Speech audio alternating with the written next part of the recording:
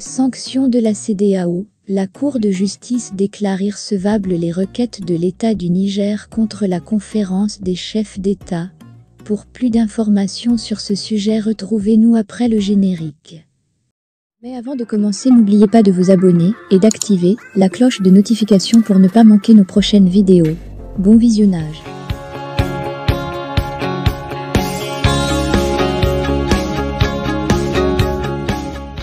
La Cour de justice de la CEDEAO, CJC, a rendu, ce jeudi 7 décembre 2023, le délibéré sur les mesures provisoires, dans l'affaire concernant l'État du Niger et 7 autres contre la conférence des chefs d'État et de gouvernement et 2 autres dont l'audience s'est tenue le 21 novembre à son siège à Abuja, au Nigeria. Dans la décision qu'elle a rendue, la Cour a estimé que les militaires qui ont pris le pouvoir au Niger n'ont aucune qualité pour représenter l'État du Niger et donc saisir la juridiction communautaire.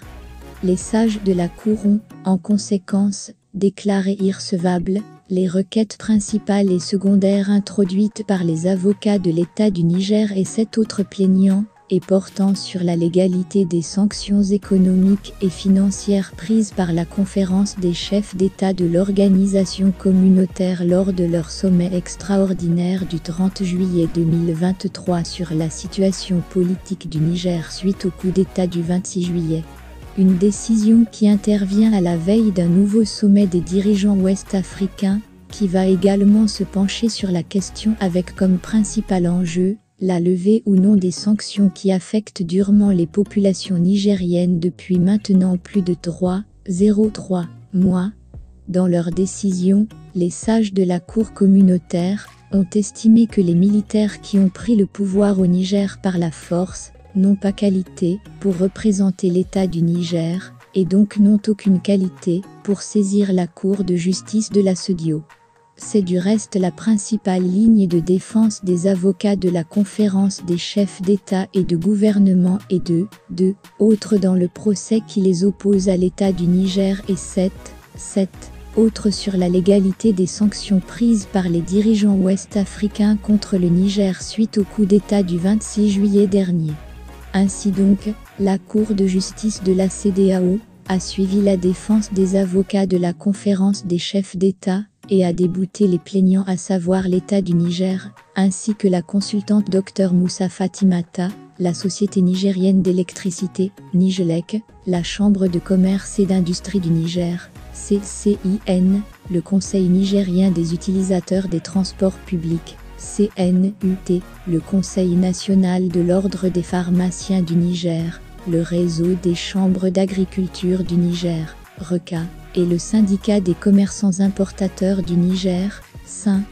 Pour rappel, après l'audience d'audition des deux parties, qui s'est tenue le 21 novembre à son siège à Abuja, la Cour a fixé le délibéré pour ce 7 décembre 2023.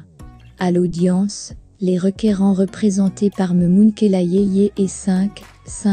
autres avocats ont plaidé que les sanctions imposées par la conférence des chefs d'État et de gouvernement entraînent des conséquences néfastes pour le peuple nigérien qui manque de nourriture, de médicaments et d'électricité en raison de la fermeture des frontières et la coupure par le Nigeria de la fourniture en électricité.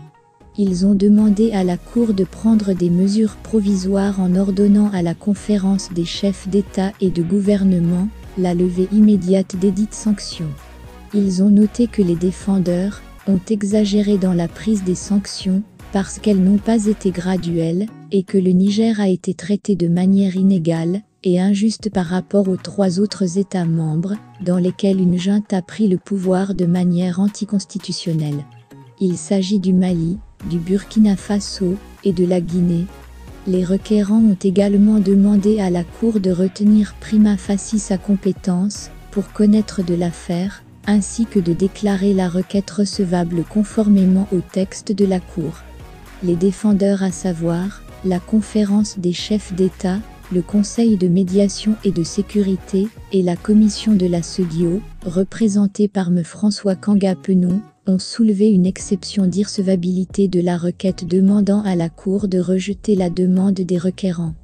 Mkanga Penon a expliqué que le coup d'État n'est pas reconnu dans une démocratie et que la junte n'a pas qualité pour engager une action devant la Cour, parce que le président démocratiquement élu a une action en instance devant la Cour par laquelle il conteste la légitimité de cette. Il en déduit que ce défaut de qualité à agir empêche la juridiction communautaire d'examiner cette demande de mesure provisoire. Dans la requête introductive, les requérants, l'État du Niger, 6 organismes nigériens et une ressortissante nigérienne demandent aussi à la Cour de constater l'illégalité en entachant les mesures prises par la conférence des chefs d'État et de gouvernement de la CEDEAO lors de ses sessions extraordinaires des 30 juillet et 10 août 2023 et visant à rétablir l'ordre constitutionnel en République du Niger. Il prie la Cour d'annuler toutes les décisions de ces organes de la CEDEAO portant sanction, y compris la décision de recourir à l'intervention armée contre la République du Niger. Il faut noter qu'avant cette décision de la CJC, les plaignants ont été également déboutés sur la même affaire, en référé, au niveau de la Cour de justice de l'UMOA, siégeant à Ouagadougou. Cette décision de la Cour communautaire de justice intervient à la veille d'un nouveau sommet des chefs d'État de la CEDEAO, le week-end prochain à Abuja, et qui vont devoir se prononcer sur le maintien ou non de ces sanctions économiques et financières qui affectent durement les populations nigériennes depuis bientôt plus de 4 mois. Le 14 décembre prochain, la Cour aura également à rendre verdict sur l'affaire opposant cette fois l'ancien président Bazoum Mohamed et l'État du Niger sur la violation de ses droits, notamment sa détention, ainsi que celle de son épouse et de son fils, qualifiés d'arbitraires par leurs avocats.